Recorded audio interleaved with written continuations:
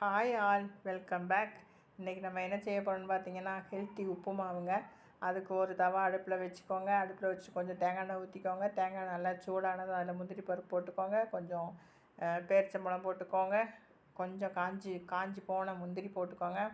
அதையும் போட்டு நல்லா எல்லாம் வறுத்து விடுங்க. கரிஞ்சி போகாமல் நல்லா பொரிஞ்சு வரணும். பொரிஞ்சு வர்ற வரைக்கும் நல்லா வறுத்து விட்டுக்கோங்க. வறுத்து விட்டுட்டு கரிஞ்சி போயிடக்கூடாது. நான் வறுத்து வச்ச ரவையை போட்டுக்கிட்டேங்க.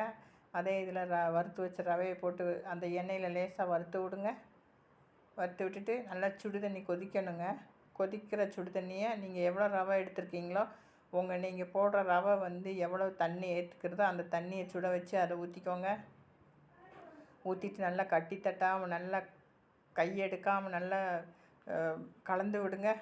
கலந்து விட்டுட்டு கொஞ்சம் உப்பு போட்டு விடுங்க. உப்பு போட்டு அதையும் நல்லா கலந்து விடுங்க. நல்லா வேகட்டுங்க. இந்த நல்லா வெந்துருச்சு. அடிப்பிடிக்க விட்டுறாதீங்க. அடிப்பிடிக்க விட்டிங்கன்னா நல்லா இருக்காது. இதில் நான் கருப்பட்டி பாகு காய்ச்சி எடுத்து வச்சுருந்தேங்க. அந்த பாகை இதில் ஊற்றிக்கிறேன். ஊற்றிட்டு நல்லா கலந்து விடுங்க.